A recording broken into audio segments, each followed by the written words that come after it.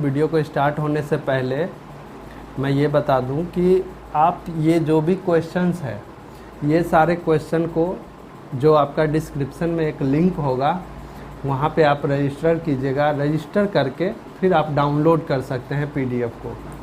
ठीक है, रजिस्टर हम इसलिए करवा रहे हैं ताकि फ्यूचर में आप लोग के लिए क्विज आएगा, वो फ्री ऑफ कॉस्ट होगा आप लोगों के लिए। तो इस वजह से मैं चाहता हूं कि आपका डेटा वहां पे सेव रहे, क्योंकि फ्यूचर में जब क्विज आएगा तो वो आपके लिए और भी ज़्यादा आसान हो जाएगा। उसमें टाइम दिया हुआ ही रहेगा, उस टाइम के अंदर आप लोग को बना लेना है। ठीक है, और आप लोग को कमेंट करना है कि मेरा वीडियो आपको कैसा लग रहा है। अगर आपका कुछ स्पेशल रिक्वायरमेंट है, जैसे आप स्पेशल चाहते हैं कि सर मुझे इस चीज़ का सेट प्रोवाइड कीजिए, तो मैं उस पर ज़रूरी है कि अगर ज़्यादा लोग का, ज़्यादा स्टूडेंट का ज़रूरत होगा तो मैं उस वैकेंसी को ले करके प्रिपेयर कराऊंगा। ठीक है, तो चलिए आगे बढ़ते हैं। ये हमारा क्वेश्चन क्या दिया हुआ है, यदि दो संख्याओं का गुणनफल 8410 है और उनका महत्तम समापवर्तक 29 है, तो उनका एलसीएम ज्ञात करना है, उसका लघुत्तम समापवर्तक निकालना है। ठीक है, कुछ नहीं है ये सवाल में, करना क्या है। अच्छा, लघुत्तम समापवर्तक अगुना महत्तम समापवर्तक बराबर क्या होता है, इन दोनों का बराबर होता है, जो दो संख्या है ना, जो संख्या होगा उसका गुणनफल के बराबर होगा।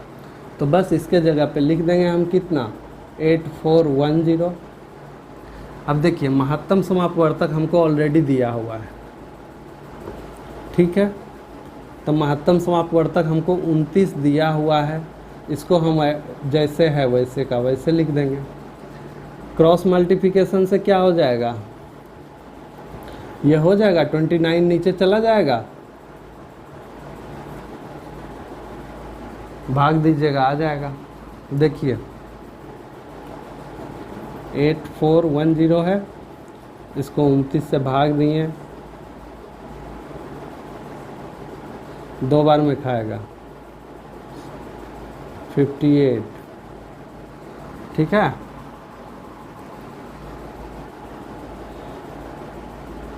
सात में से 5 गया 2, 26, 1 आ गया 30, 5। देखिए यहाँ पे ये 9 बार में पूरा कट जा रहा है। 9 9 81, 9 दूना 8 बच गया, 9 दूना 18, 8 26, तो 9 बार में ये पूरा कट जा रहा है। ठीक है, तो एक 0 है तो ये 0 यहाँ पे आ जाएगा। हमारा आंसर क्या हो गया, ए नंबर हो गया। ठीक है, समझ गए।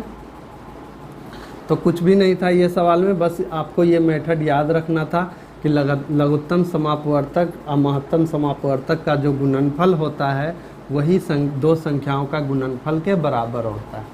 ये बात को ध्यान रखिएगा, आपका इजीली बन जाएगा।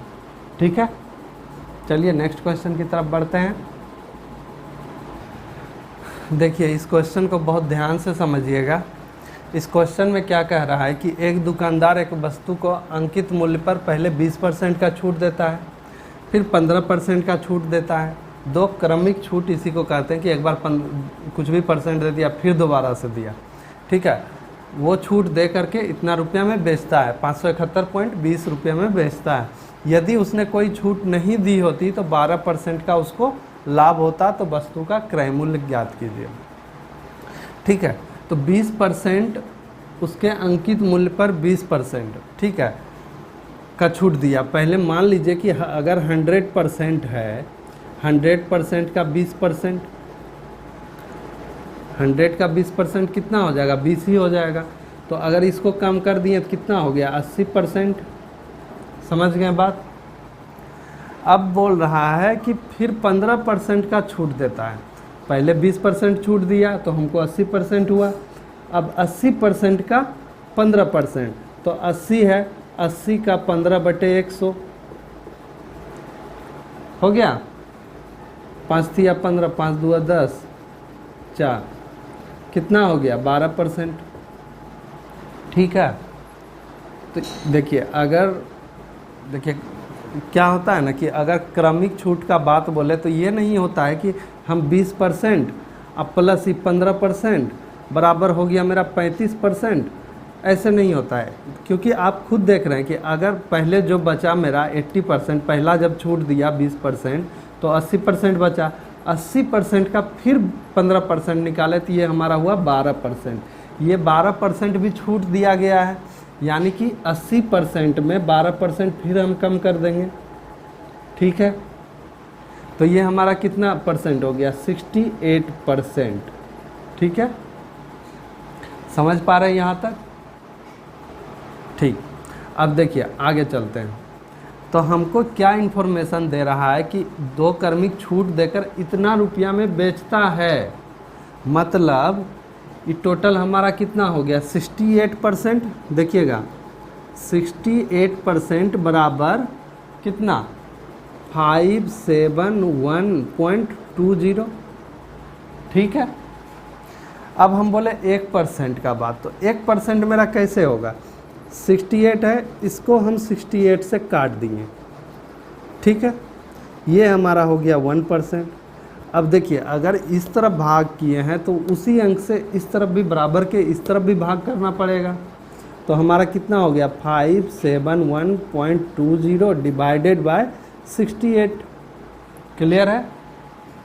अब इसको कैलकुलेट करते हैं, मतलब दशमलव के बाद दो अंक है तो ये दशमलव हम काट दिए, अब बदले में क्या लिख दिए गुना 100। ये होता है, ये रूल तो पता ही होगा। ठीक है, अब जो कट रहा है काट देंगे। ठीक है, अब देखिए यहाँ पे लास्ट 4 से काटे, एक बार में 4 आया, 4 सत्ते 28, 4 से यहाँ भी काटे, एक बार में 4, 17, 4 चौके 16, 4 दुआ 8, 4 अठे 32, 1428।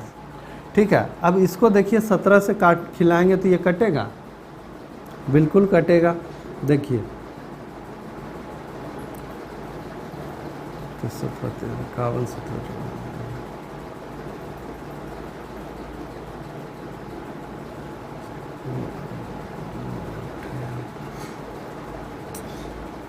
देखिए 8 बार में कितना होगा 136, 8 बार में 136, बचा कितना 6 बच गया 68, 17, 34, 17 चौकी 68, यानी 84 आया मेरा 84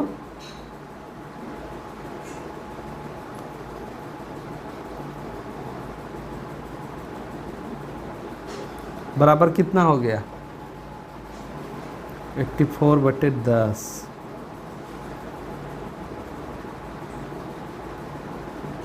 यानी 8.4।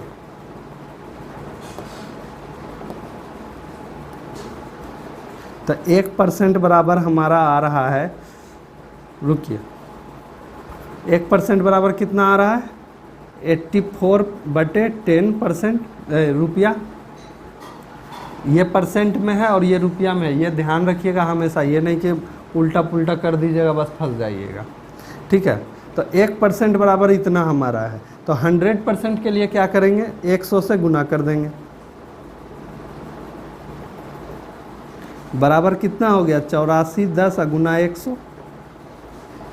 देखिए कितना आया मेरा 840 आया।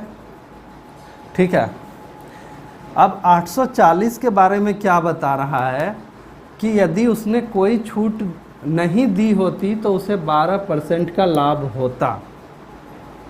ठीक है, यानी कि इसका जो दाम है ये 12% अधिक है, 112% बराबर कितना है, कितना आया हमारा 840। अब हमको 1% निकालना है, 1% के लिए दोनों तरफ 112 से 100% करना है तो दोनों को 100 कर दिए। ठीक है, ये देखिए हो गया 100% बराबर 4 से काटें, 4 दूना 8, एक बार में 4, 210, 4 से काटे, एक बार में 4 दूना 8 और 4 8 32, 28 हुआ। फिर 7 से खिलाएं, 7 चौक 28 और 7 तिया 21, 30 और ये हो गया 25। ठीक है, कितना आ गया हमारा आंसर? 25 तिया 75, 750। ठीक है, इतना रुपया हुआ, यही हमारा आंसर होगा। देखिए हो गया हमारा डी आंसर। यदि किन्हीं आंकड़ों का बहुलक उनके माध्य से 16.2 अधिक है तो उनका बहुलक उनकी माध्यिका से कितना अधिक होगा। ठीक है, तो देखिए इस क्वेश्चन में क्या कह रहा है कि माध्य से 16.2 अधिक है। माध्य के बारे में हमको नहीं पता चल रहा है, तो हम क्या करेंगे, माध्य को यहाँ पे कुछ मान लेंगे। देखिए मान लिया जाए माध्य बराबर x हम ले लिए। ठीक है, तो क्या कह रहा है, माध्य से 16 पॉइंट अधिक है। क्या अधिक है? बहुलक अधिक है। ठीक है, तो x प्लस, देखिए बहुलक कितना है हमारा, बहुलक बराबर हो जाएगा ये मतलब क्या हुआ कि माध्य जो है, माध्य से 16.2 अधिक है। किसका अधिक है? कौन अधिक है? तो बहुलक कह रहा है किन्हीं आंकड़ों का बहुलक उनके माध्य से 16.2 अधिक है। 16.2 अधिक है माध्य से बहुलक। ठीक है, क्लियर है यहाँ तक? अब देखिए बहुलक बराबर फॉर्मूला क्या होता है? बहुलक बराबर होता है 3 इंटू माध्यिका माइनस 2 इंटू माध्य। ठीक है, तो बहुलक हमारा यहाँ पे क्या लिखा जाएगा, x प्लस 16.2 और 3 इंटू माध्यिका। माध्यिका को हम अभी ऐसे ही रहने देते हैं, अब माइनस 2 इंटू माध्य हमारा क्या है, x। क्लियर है यहाँ तक? ठीक है, तो देखिए x प्लस 16.2 माइनस में है, इस तरफ लेकर के आए, क्या हो गया, प्लस में हो गया।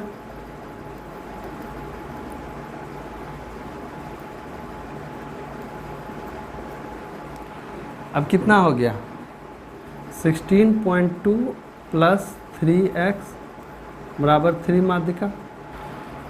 तो माध्यिका बराबर हमारा क्या हो जाएगा, 16.2 प्लस 3x बटे 3 इक्वल टू माध्यिका। यहाँ तक क्लियर है?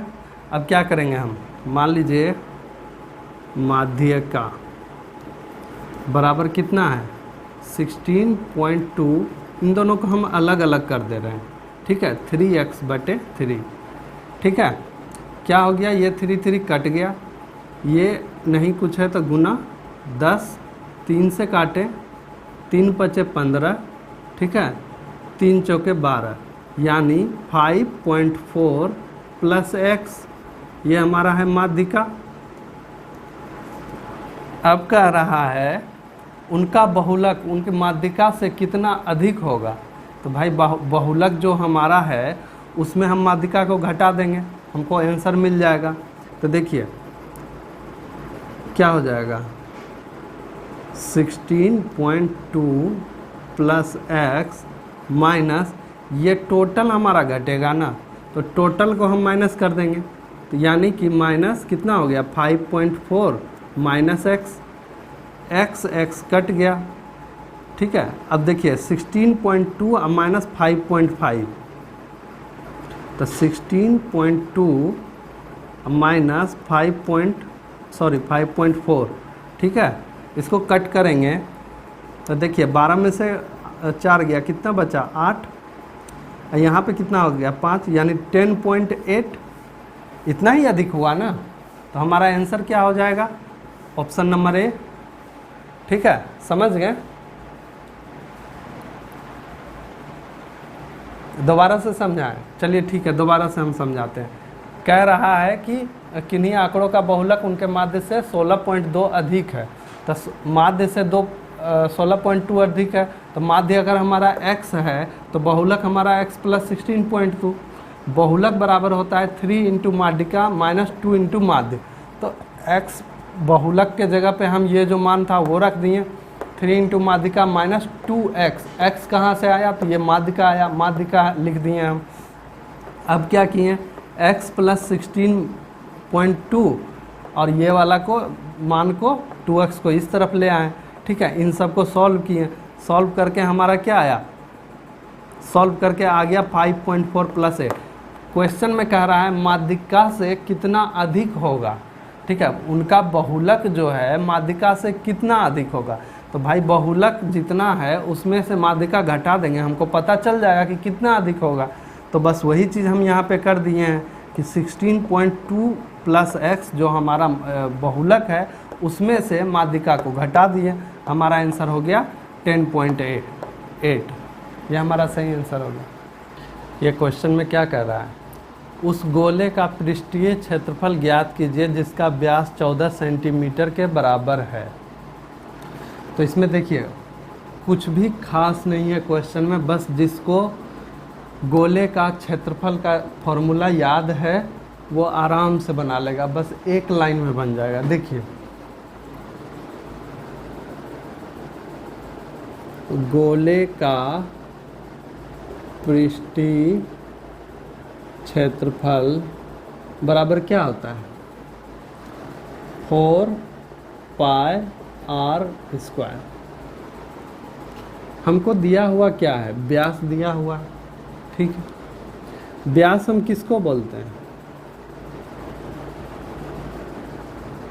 व्यास हम इसको बोलते हैं, मान लीजिए कि ये गोला है।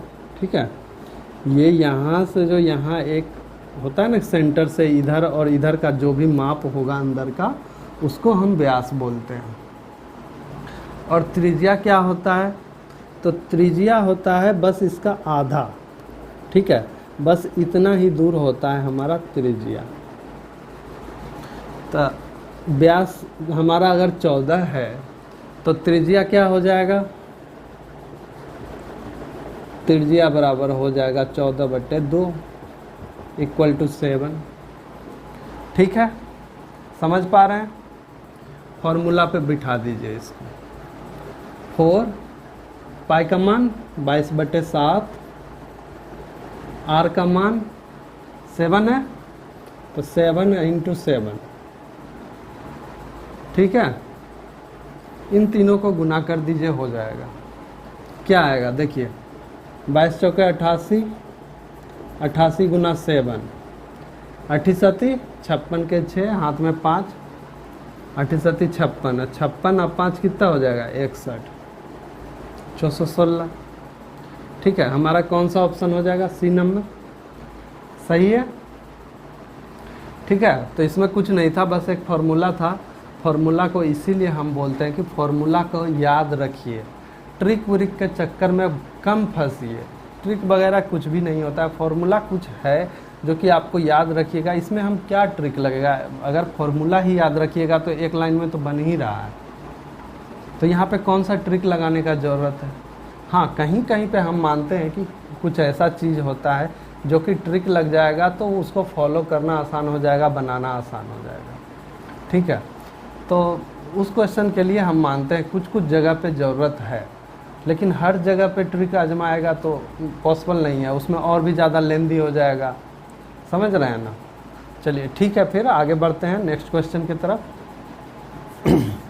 कह रहा है कि यदि ABCD एक समचतुर्भुज है जिसमें कोण ACB बराबर 40 डिग्री है तो ABD ज्ञात कीजिए। ठीक है, समचतुर्भुज क्या कैसे बनेगा, ऐसे बनता है समचतुर्भुज। ठीक है, इसका एक विकर्ण है ऐसे करके, इस कोण का मान है 40 डिग्री। ठीक है, इसका नाम दे दिए कुछ ABCD। ACB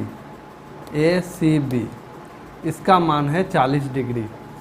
तो हमको ये वाला पूछ रहा है ये कितना होगा। ठीक है, तो देखिए समचतुर्भुज का जो भी चारों क्या कहते हैं, जो भी चारों कोण आएगा उन सब का मान, मतलब अगर मान लिया जाए कोण ए हो, कोण बी हो, कोण सी हो प्लस कोण डी हो, इन चारों का मान होता है 360 डिग्री। ठीक है। अब देखिए यहाँ पे एक और बात है, हमको तो सिर्फ दो कोण है, एक ये और एक ये, तो हम क्या करेंगे, कोण सी हमको दिया हुआ है और ए बी का जिक्र ही नहीं है। ठीक है, ए बी का जिक्र नहीं है तो इसको हमको देखना ही नहीं है। ठीक है, तो कोण सी हो गया और कोण डी हमको निकालना है। तो देखिए चारों कोण मिला करके 360 डिग्री होता है। ठीक है, तो दो कोण का अगर बात करें तो बराबर मेरा कितना हो जाएगा, 180 डिग्री। सही है। ठीक है, अब कोण सी और कोण डी, ठीक है, हम क्या किए कि अपना मन से ही 1/2 से गुना कर दिए सब में।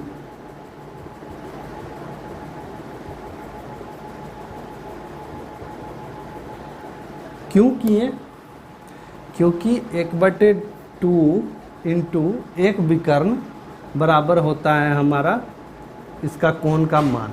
ठीक है, तो अगर मान लीजिए ये हमारा 40 डिग्री है और ये हमारा 1/2D है, तो ये कितना हो गया हमारा 90 डिग्री। ठीक है, बराबर क्या होगा 90 डिग्री या माइनस, ये प्लस वाला है बराबर के उस तरफ हम इसको भेज दिए, बराबर कितना डिग्री हो गया 50 डिग्री।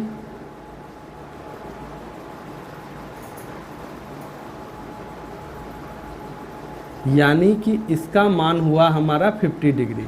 ये कोण हमारा क्या है, ये हमारा यहाँ पे, इसका मान क्या होगा ए बी डी, या फिर इधर से भी पढ़ेंगे तो दोनों सेम ही होगा। तो ये जो विकर्ण गया है इसका मान हो जाएगा हमारा कितना 50 डिग्री। यही हमको निकालना था, समझे, क्योंकि हाफ इंटू एक विकर्ण बराबर होता है जो कोण है वहाँ का उसका मान। ठीक है, देखिए इस क्वेश्चन को थोड़ा ध्यान से देखिएगा। ठीक है, बस समझने का फेर है और कुछ नहीं है। इस क्वेश्चन में कह रहा है किसी भिन्न के अंश में 10% की वृद्धि कर दिया जाए और उसके हर में 5% की कमी कर दिया जाए, तो प्राप्त भिन्न जो होगा वो हमारा 4/5 के बराबर होगा। तो मूल भिन्न क्या है। ठीक है, तो हम मान लीजिए कि अंश जो है हमारा क्या बोल रहा है 10% का वृद्धि बोल रहा है। अंश को हम x मान लिया, हर को यहाँ पे अभी तत्काल y मान लिया। ठीक है, तो x का यानी अंश का क्या बोल रहा है 10% की वृद्धि, यानी कि 100% अभी हमारे पास पहले ही है, उसमें 10% बढ़ाया गया, यानी कि अब जो नया मेरा बना वृद्धि हो करके वो हमारा कितना बन गया 110। ठीक है, उसी तरह से हमको क्या बोल रहा है उसके हर में भी 5% की कमी कर दिया जाए। ठीक है, तो y का 95%, पहले 100% था, अभी 5% कम किया गया तो वो कितना बन गया 95%। ठीक है, अब क्या बोल रहा है, दिया है तो प्राप्त भिन्न 4/5 के बराबर होगी। चलो इसको हम कर दिए बराबर 4/5। ठीक है, कोई डाउट है। अब करना क्या है, x का 110/100 डिवाइडेड बाय y का कितना है 95/100। ठीक है, ये 100 कट गया। ठीक है, बचा कितना बच गया 110/95। ठीक है, 5 से रुको 5 से अगर इसको काटें, चलिए पहले यहाँ काट लेते हैं 5 से। 5 दूआ 10, 5 दूआ 10, ये कितना हुआ? ये हो गया हमारा एक बार में 5, एक 9, ठीक है। तो यानी कि x बटे वाई बराबर हमारा क्या हो गया? देखिए क्रॉस मल्टीप्लिकेशन से क्या हो जाएगा? 4 में गुना हो जाएगा 19 का, अब 22 में गुना हो जाएगा 5 का, ठीक है। अब क्या हुआ? जो कटेगा काट देंगे, 2 से खिलाएं, यहाँ 11 हो गया। अब हमारा कितना हो गया सॉल्व होके? 19 दूआ 38, ये 11 पचे 55। देखिए कहीं पे है ऑप्शन, हाँ हमारा ये डी नंबर ऑप्शन है, ये हमारा हो जाएगा, ठीक है। तो बस बहुत आसान चीज़ था, जो वो बोल रहा है उसको हम, उसका जो भी क्वेश्चन है उस क्वेश्चन को हम मैथ में अच्छे से रख दिए और हमारा आंसर निकल गया। आप ज़्यादातर देखिएगा इस तरह का सवाल रहेगा, बहुत बड़ा बड़ा लिखा हुआ है, उसका आंसर आपको दो लाइन 3 लाइन में ही हो जाएगा, ठीक है। तो बस इस चीज़ को समझिए कि वो कह क्या रहा है, ठीक है। उसको फिर आप अपने मैथ पे रखिएगा, बराबर करके क्या किया था, बस हम एक बार दोबारा से आपको समझाने का कोशिश करते हैं। जैसे अंश को हम मान लिए x और हर को मान लिए y। x में 10% की वृद्धि, यानी पहले से मेरा 100% था, 100% में और 10% का वृद्धि हो गया, तो ये कितना हो गया हमारा? 100 प्लस 10 बराबर 110%, ठीक है। y में क्या बोला? 5% की कमी। हर हमारा क्या है? y ही तो लिए हैं, तो y में 5% का कमी कर दी, तो वो हो गया हमारा 95। चूँकि परसेंट है, तो परसेंट है तो ये बटे 100 होगा ही, परसेंट का यही तो मतलब होता है। 5% बोले कोई, मतलब 5/100, यही होता है ना। तो परसेंट का मतलब सीधा मतलब होता है बटे 100, समझ गए? तो बस उसको कैलकुलेशन कर दिए, जो कट रहा था काट दिए, छांट दिए, आंसर हमारा निकल गया, ठीक है, समझ गए। चलिए अब नेक्स्ट क्वेश्चन की तरफ बढ़ते हैं। देखिए ये सवाल में क्या कह रहा है, इसका मान हमको निकालना है। सवाल देख करके लग रहा है आपको ये कौन सा चैप्टर से है? ये देखिए करनी और घातांक जो है एक चैप्टर है, वहाँ से दिया हुआ है। उसमें कुछ रूल होता है, जैसे देखिए x का पावर a अब बटे x के पावर b हो, तो हम इसको लिख सकते हैं x का पावर a माइनस b, ठीक है। और भी होता है, जैसे x का पावर a है, इस टोटल का पावर b है, तो ये हो जाएगा x का पावर a इंटू बी। उसी तरह गुना वाला होता है, x का पावर a गुना x का पावर b बराबर x का पावर a प्लस b, ठीक है।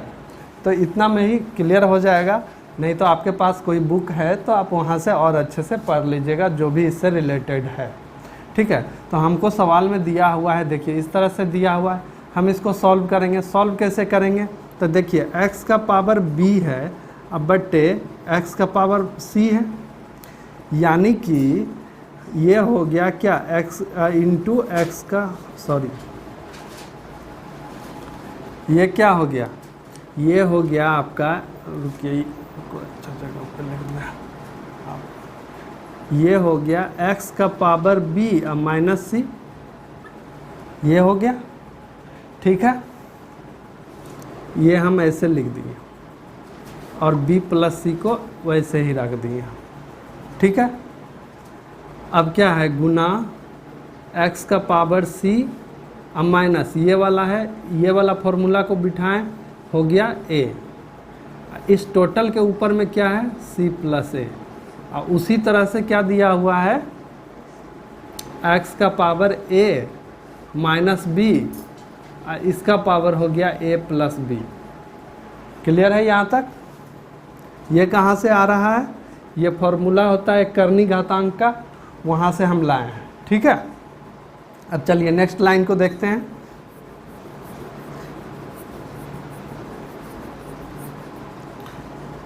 तो देखिए x का पावर b माइनस सी है। अब ये वाला फॉर्मूला देखिए, ये यहाँ पे है, यहाँ पे x का पावर a अब b लिखा जाएगा, ये b माइनस सी b प्लस सी, ठीक है, गुना x का power c minus a c plus a, ये हो जाएगा, गुना x का पावर a माइनस b और a प्लस b। क्लियर है यहाँ तक? अच्छा, ये देख करके कुछ लग रहा है आपको? ये फॉर्मूला होता है a square minus B square बराबर a plus B into a minus B. यह फॉर्मूला बेसिक फॉर्मूला है, ये तो आप पढ़े ही होंगे, ठीक है। अब करना क्या है, x ले लिए, ठीक है, इसका पावर हो गया हमारा क्या हो गया, B square minus C square. उसी तरह यहाँ पे हो गया x का power C square minus A square, और यहाँ पे क्या हो गया, x का power A square minus B square. Clear है? अब देखिए, आप भी देखे थे ना ये फॉर्मूला, देखिए अब इस फॉर्मूला का यूज होगा, x का पावर a हो और x का पावर b हो बराबर x का पावर a प्लस b हम लिख सकते हैं। वही चीज़ करना है, x का पावर b स्क्वायर प्लस सी स्क्वायर है, x का ये है, तो हम इन दोनों को सबको जोड़ देंगे। x का power b minus C square plus C square minus A square plus A square minus B square, ठीक है। अब देखिए जो जो कटेगा उसको काट देना है। ये देखिए माइनस ये कट गया, बी बी यहाँ से कट गया, सी और सी यहाँ से कट गया, हमारे पास क्या बच गया, x के पावर 0, ठीक है। तो x के पावर 0 बराबर क्या हो जाएगा, 1 होगा। ये हमेशा ध्यान रखिएगा, n का पावर अगर 0 हो तो वो 1 होता है, ना कि 0 होता है। ये चीज़ गलती नहीं कीजिएगा। तो हमारा कौन सा ऑप्शन सही हो गया, हमारा ऑप्शन हो गया ए, ठीक है। तो बस कुछ नहीं था, ये करनी घातांक का कुछ बेसिक कॉन्सेप्ट आपको याद रखना था, बस क्लियर है, ठीक है। यदि 3 और 7 एक द्विघात समीकरण के मूल हैं तो वह द्विघात समीकरण निकाले। इसमें क्या किया है कि इसका जो सॉल्व करके द्विघात समीकरण का x का मान निकलेगा उसी को डायरेक्ट आंसर में दे दिया है, ठीक है। अब वो जो द्विघात समीकरण होगा वो ये 4 ऑप्शन में हमको दिया हुआ है, ठीक है। तो हम क्या करेंगे, देखेंगे, कुछ ऑप्शन ए लिए, इसमें देखें x square plus 4x minus 21 बराबर 0, ये है। तो इसको अगर तोड़ना है तो कैसे होगा, x स्क्वायर, ठीक है, प्लस 7x और क्या हो जाएगा माइनस 3x माइनस 21 बराबर 0, ठीक है। हम लिख सकते हैं ना यहाँ, और 7 या 21 भी हो रहा है। तो द्विघात समीकरण का तो आप लोग को पता ही होगा, डिटेल में आप लोग 10th के क्लास में 10th क्लास के बुक में भी डिटेल में दिया हुआ है, ठीक है। और बस ऊपर ऊपर आपको बता दे रहे हैं कि होता क्या है, ये कैसे होता है। ये दोनों पे गुना करने पे हमको 21 आना चाहिए और ये दोनों को घटाने पे हमको 4 होना चाहिए, ये कंडीशन रहता है इसमें, ठीक है। तो चलिए देखते हैं इसमें क्या आएगा। एक्स स्क्वायर, x को यहाँ पे कॉमन ले लिए तो x प्लस 7, ठीक है, माइनस 3x, चूँकि माइनस कॉमन ले लिया गया है तो ये भी x प्लस 7 हो जाएगा। अब देखिए x का वैल्यू या तो 3 हो सकता है या तो माइनस 7 हो सकता है। x बराबर 2 वैल्यू आ रहा है ना, या बराबर के उस तरफ गया या तो 3 होगा, ये 7 है तो उस तरफ जाके माइनस 7 होगा। यही तो था, यही पूछ रहा था ना, हमारा कौन सा ऑप्शन हो जाएगा, ए ऑप्शन हो जाएगा, ठीक है। और जो मतलब अगर इस पे जो प्रैक्टिस किया हुआ रहेगा उस वो सिर्फ देखेगा और मार देगा कि ये मेरा आंसर आएगा, क्योंकि ये प्लस में हो रहा है, ये माइनस में। बस इस पॉइंट पे क्लियर कर दे रहा है, यहीं पे आकर के क्लियर कर दे रहा है कि ये पॉजिटिव में आ रहा है और ये निगेटिव में आ रहा है, यानी बराबर के उधर जाएगा तो ये हो जाएगा प्लस में और ये हो जाएगा माइनस में। इतना हमको करने का ज़रूरत नहीं था, बस आपको समझाने के लिए हम यहाँ तक किए, नहीं तो एक लाइन में हो जाता, देखते के साथ समझ में आ जाता। ठीक है, चलिए फिर आगे बढ़ते हैं। देखिए इस क्वेश्चन को ध्यान से समझिएगा। कह रहा है कि एक आयत है जिसका छोटी भुजा की लंबाई लंबी भुजा से 10 सेंटीमीटर कम है, तो इसका क्षेत्रफल का संख्यात्मक मान इसके परिमाप के संख्यात्मक मान का 6 गुना बराबर है। इसकी लंबे भुजा की लंबाई कितनी होगी? ठीक है, तो छोटी भुजा, आयत में छोटी भुजा और लंबी भुजा कौन सा होगा? मान लीजिए ये आयत है, ठीक है, तो ये हो गया हमारा छोटी भुजा, ये हो गया हमारा लंबी भुजा। समझ पा रहे हैं? तो लेकिन उसका मान नहीं है हमारा, यहाँ पे कुछ वैल्यू होना चाहिए था ना कि 10 सेंटीमीटर है, 8 सेंटीमीटर है, 12 है, 20 है, यहाँ तो कुछ भी नहीं दिया हुआ है। ठीक है, तो हम क्या करेंगे, हम मान लेते हैं, मान लिया जाए कि एक आयत की छोटी भुजा की लंबाई लंबी भुजा से 10 सेंटीमीटर कम है, तो हम लंबी भुजा को मानेंगे। अगर लंबी भुजा को हम मान लिए x, ठीक है, और क्या है, छोटी भुजा के बारे में फिर क्या हो जाएगा, एक आयत की छोटी भुजा की लंबाई लंबी भुजा से 10 कम है, तो लंबी भुजा अगर x है तो छोटी भुजा क्या हो जाएगी, छोटी भुजा x से 10 कम हो जाएगी, यानी x माइनस 10। ठीक है, यहाँ तक क्लियर है? अब कह रहा है इसके क्षेत्रफल का संख्यात्मक मान इसके परिमाप के संख्यात्मक मान के 6 गुना बराबर है। तो ठीक है, हम परिमाप को निकालेंगे। तो परिमाप के लिए क्या होता है, 2 इंटू लंबाई जोड़ चौड़ाई,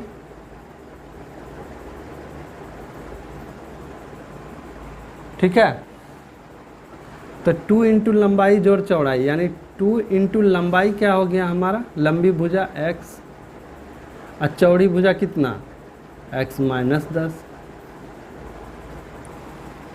बराबर क्या हो जाएगा,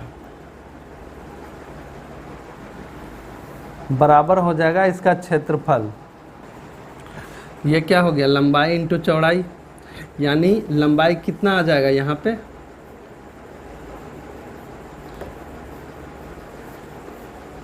लंबाई हो जाएगा ये x इंटू चौड़ाई क्या हो जाएगा, x माइनस 10। समझ में आ रहा है? क्लियर है यहाँ तक? ठीक है, तो यहाँ पे ये बोल रहा है कि इसके क्षेत्रफल का संख्यात्मक मान इसके परिमाप के संख्यात्मक मान का 6 गुना के बराबर है।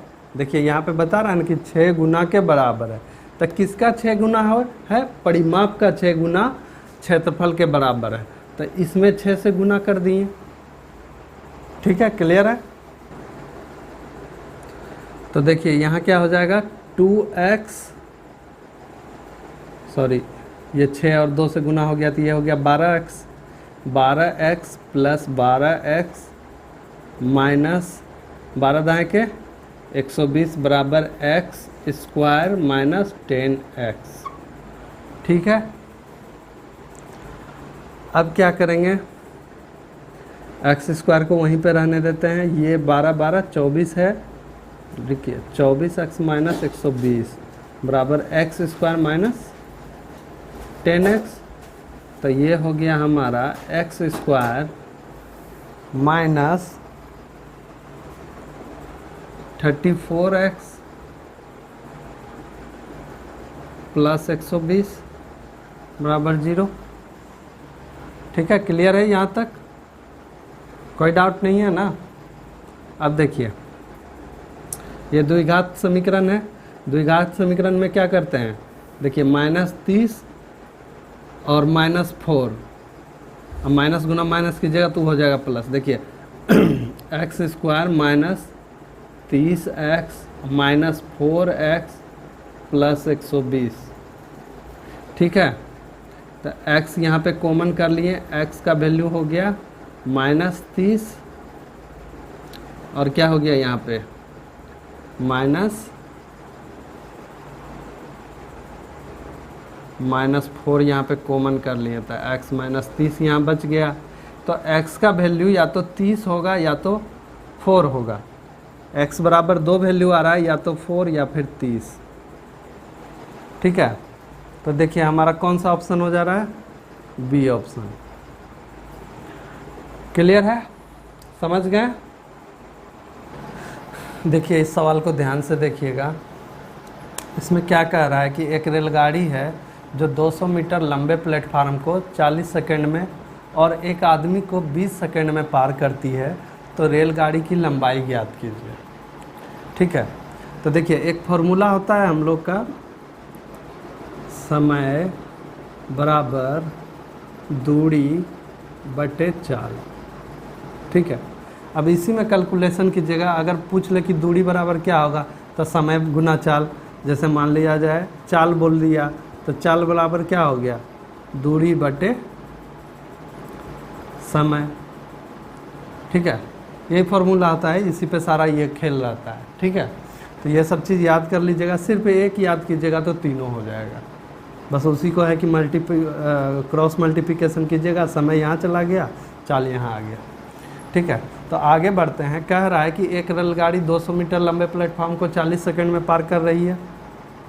तो ट्रेन के बारे में हमको ये नहीं दिखा रहा है कि वो उसकी लंबाई क्या है और उसकी चाल क्या है, ना तो चाल का पता है ना तो लंबाई का।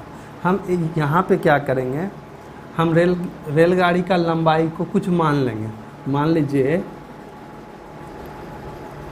रेलगाड़ी की लंबाई बराबर x, ये हम मान लिए, ठीक है, x। तो अब क्या होगा, तो देखिए x अब प्लस ये क्या हुआ, प्लेटफॉर्म का भी लंबाई जुड़ जाएगा टोटल, तो कितना हो गया 200, अब बटे कितना हो गया 40 सेकेंड। मतलब चाल अगर हमको निकालना है तो दूरी बटे समय, तो टोटल दूरी हमारा कितना हो गया x + 200 बराबर समय कितना है यहाँ पे 40 सेकेंड, क्योंकि यहाँ पे प्लेटफॉर्म का बात हो रहा है, ठीक है। और कह रहा है कि एक आदमी को 20 सेकेंड में पार कर लेता है, मतलब इसका बराबर में ये कह रहा है ना कि 20 सेकेंड में पार कर लेता है। कौन कर ले रहा है, रेलगाड़ी।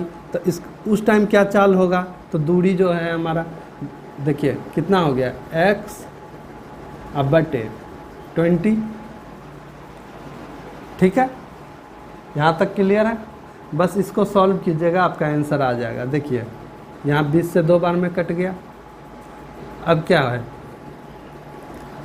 x + 200 बराबर x, सॉरी यहाँ पे तो 2x हो गया, 2 को वहाँ गुना कर दिए तो कितना हो गया 2x। क्लियर है यहाँ तक। अब क्या हो गया 2x बराबर के उस तरफ लेके गए हैं x को, तो क्या हो गया माइनस में प्लस में था, ये माइनस में हो गया। 2x - x बराबर कितना 200, ठीक है। तो x बराबर हमारा कितना हो गया 200 मीटर। हम रेलगाड़ी की लंबाई क्या माने थे, x माने थे। x बराबर हमारा क्या वैल्यू आया 200 मीटर। हमारा आंसर में कहाँ पे है, देखिए यह है ना 200 मीटर, रेलगाड़ी की लंबाई तो हमको निकालना था, निकल गया, ठीक है। चलिए ठीक है, फिर आगे बढ़ते हैं अगले सवाल की तरफ। देखिए ये क्वेश्चन है बारंबारता का, वो क्लास 10 में आप लोग पढ़े होंगे, उसी में माध्य निकालना रहता है, माध्यिका निकालना रहता है। तो इसमें कुछ भी नहीं है, ये जितना अंक दिया हुआ है, कहते हैं ना बढ़ते क्रम में आपको इसको बिठा लेना है।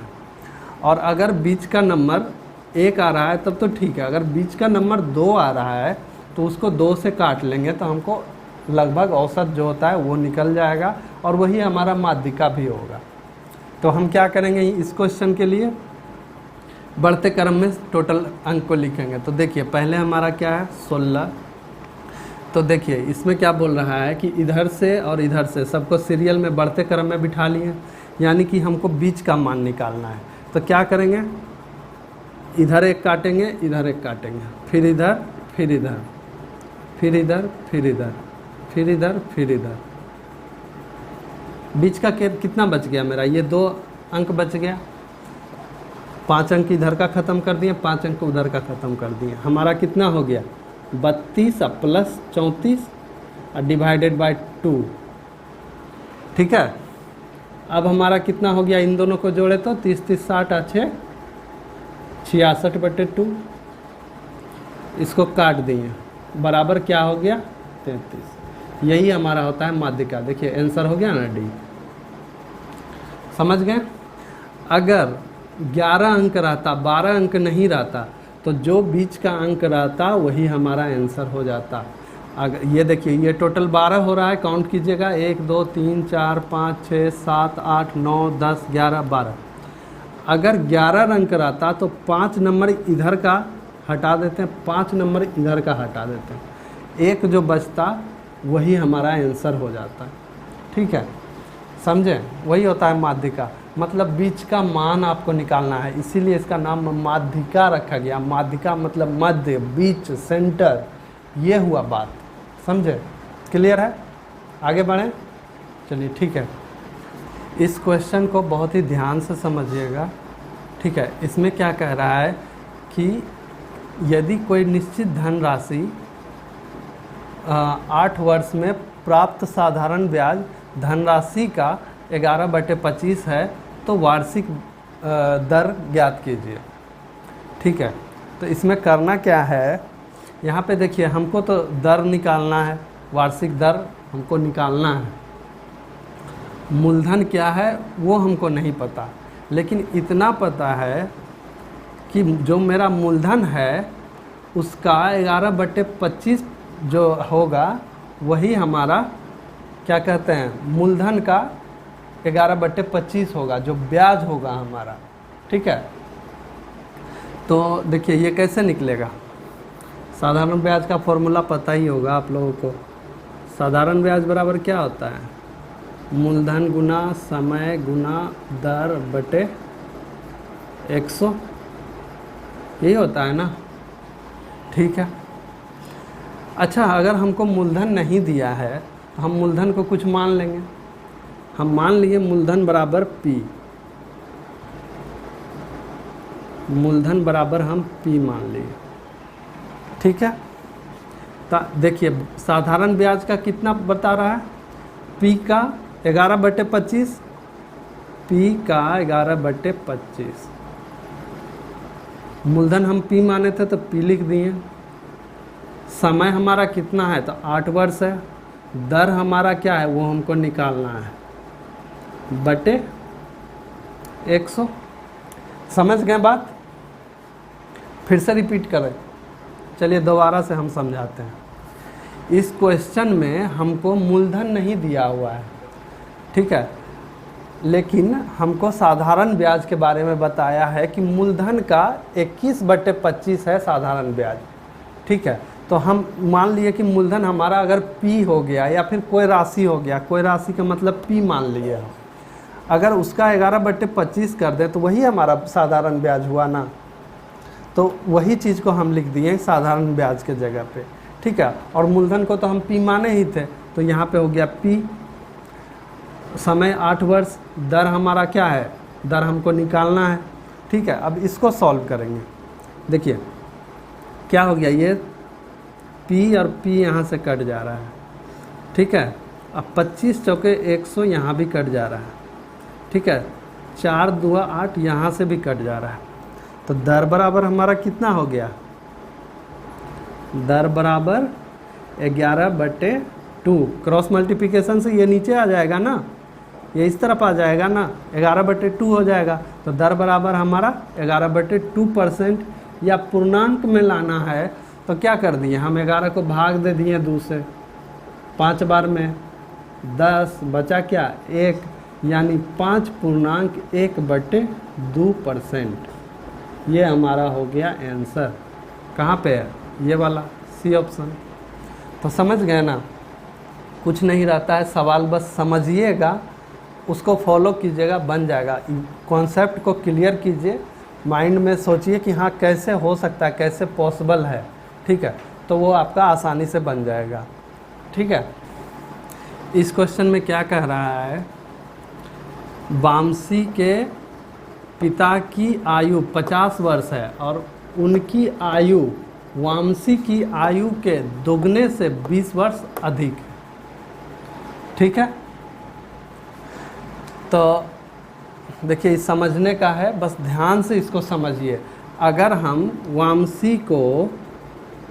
वामसी की आयु अगर हम मान लिए x, तो क्या हो जाएगा, इसका दुगना से 20 अधिक किसका हो जाएगा, पिता का आयु।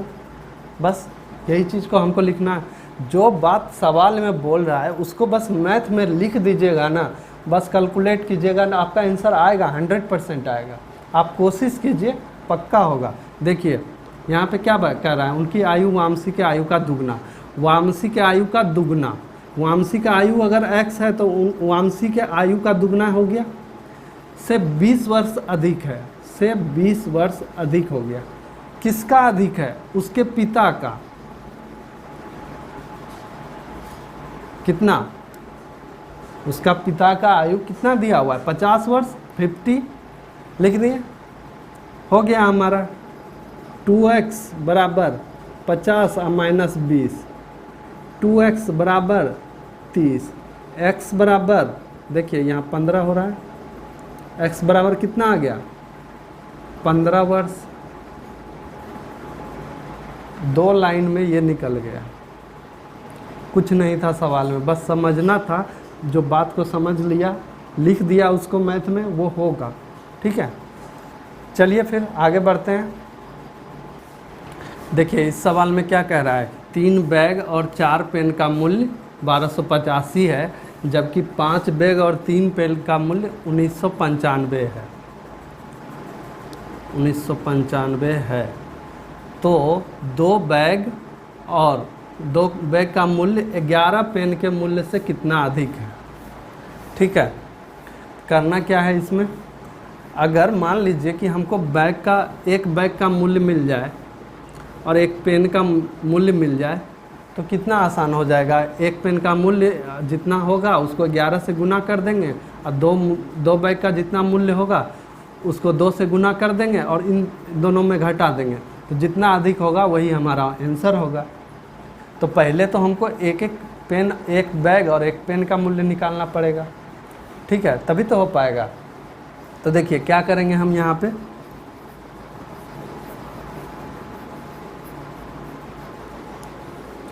तीन बैग को मान लेते हैं x, अब पेन को मान लेते हैं y। ठीक है, 3x प्लस 4y बराबर 1285, जबकि 5 बैग और 3 पेन का मूल्य 1995 है। 5 बैग प्लस 3y बराबर 1995। समझ पा रहे हैं, ये हुआ हमारा समीकरण 1, ये हुआ हमारा समीकरण 2। अब यहाँ से कोई एक मान कटा देंगे तो 1 का मान हमको मिल जाएगा। सही बात है, चलिए वही करते हैं। कैसे कटेगा, तो देखिए ऊपर वाले में अगर 5 से गुना कर दें और इसमें हम 3 से गुना कर दें, आ जाएगा हमारा वैल्यू। हमारा कितना हुआ, तो 5 तिया 15x प्लस 20y बराबर 1285 और गुना 5 की। मन में कीजिए, 1300 अगर रहता, 1300 गुना 5 रहता तो कितना होता, 6500। 6500 माइनस 15 है, 15 × 5 = 75, यानी कि 6500 में 75 कम, यानी कि 6425 आ जाएगा गुना करने के बाद। अब उसमें देखिए, इसमें 3 से गुना किए, 15x प्लस कितना हुआ 3 तिया 9y बराबर, अगर मान लीजिए कि ये 2000 रहता तो कितना होता, 3 से गुना हो जाता तो 6000 होता। 6000 में 15 कम, यानी कि 5985। ये हुआ ना, आप गुना कीजिएगा तो सेम ही आएगा, ठीक है। अब देखिए अगला लाइन, इस सब में माइनस कॉमन कर लिए, मतलब माइनस से गुना कर दिए, ये हमारा x पार्ट कट गया। अब क्या बच गया हमारा 11y, 20y में 9y घट गया 11y, ठीक है। 6425 में हमारा कितना घट गया 5985, ठीक है। तब 5 में से 5 गया 0, 12 में से 8 गया 4, यहाँ कितना बच गया था 3, 13 में से 9 गया 4, 5 में से 5 गया 0। 11y बराबर 440। तो 11 से हम काटे तो कितना बार में कटा 4, 40, y बराबर हमारा हो गया 40, यानी एक पेन का मूल्य हो गया हमारा क्या है, हाँ पेन का मूल्य हो गया हमारा 40, ठीक है। अब क्या करेंगे हम, इस पेन का मूल्य अगर इसमें रख दें इस इक्वेशन में, तो हमारा आ जाएगा आंसर, बैक का हमको निकल जाएगा। तो देखिए यहाँ पे 5x प्लस 3y के जगह हम 3 × 40 बराबर 1995, ठीक है। यानी 5x बराबर 1995 माइनस 120, 4 तिया 12, 120। तब 5x बराबर हमारा कितना हो गया, 120 घटा दिए तो हमारा क्या बच गया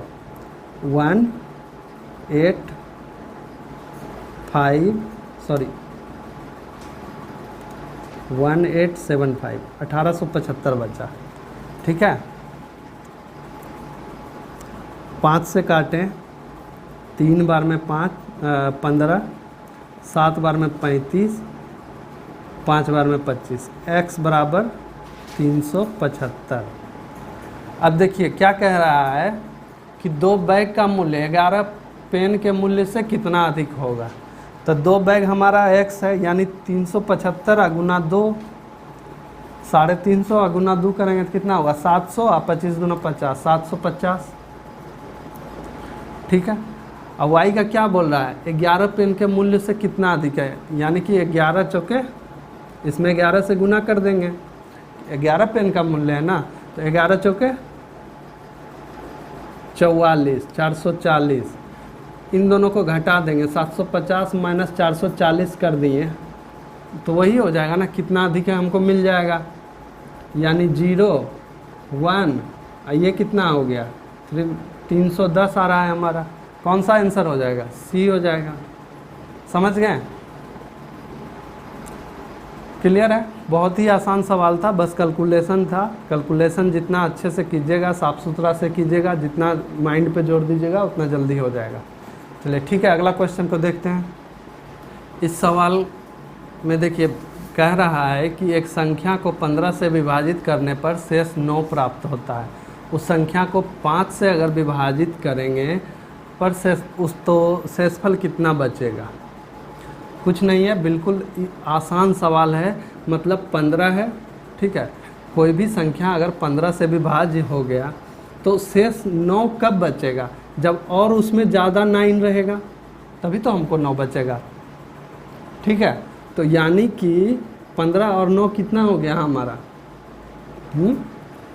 24। तो देखिए कह रहा है कि अगर उसी संख्या को 5 से विभाजित कर देंगे तो शेषफल कितना बचेगा। 5 से हम 24 को भाग कर देंगे तो कितना, 5 बार में कटा 20, हमको शेष कितना बच रहा है, यहाँ पे 4 बचेगा। आंसर हमारा क्या हो जाएगा, 4 हो जाएगा। तो कुछ नहीं था सवाल में, ठीक है। हाँ, आप लोग हमको बस कमेंट में ये बताइएगा, कंटिन्यू लिखिएगा जिससे हमको पता चलेगा कि आप लोग चाहते हैं कि हम और भी वीडियो आप लोगों के लिए बनाएं। समझे? तो कमेंट में सिर्फ एक कुछ वर्ड नहीं, बस कंटिन्यू लिख दीजिएगा, तो हम कंटिन्यू आप लोग के लिए ये सेट आपको ग्रुप डी का सेट हम आपको बताते जाएंगे, या फिर ALP का। और अगर आप लोग को कोई स्पेशल एग्ज़ाम को लेकर के है कि हमको इस एग्ज़ाम का सेट बताइए सर, तो हम आपको उस सेट के बारे में भी डिटेल में बताएंगे। ठीक है? जैसे होता है ना कि कुछ लोग RPF का अप्लाई किए हैं, कुछ लोग SSC का अप्लाई किए हैं, वो चाहते हैं कि SSC का भी हमको सर बताएंगे तो हमारे लिए बेस्ट रहेगा, तो हम वो सेट आप लोगों के लिए प्रोवाइड करेंगे। तो कमेंट में हमको ज़रूर लिखिएगा, और आपको कैसा क्लास लग रहा है ये ज़रूर बताइएगा। ठीक है? क्योंकि देखिए हम भी आप लोगों के लिए अपना टाइम निकाल करके देते हैं, तो और बहुत सारा मेहनत भी लगता है, तो इस चीज़ को थोड़ा आप लोग भी समझिए और आप लोग हमको कमेंट में बताइए। ठीक है?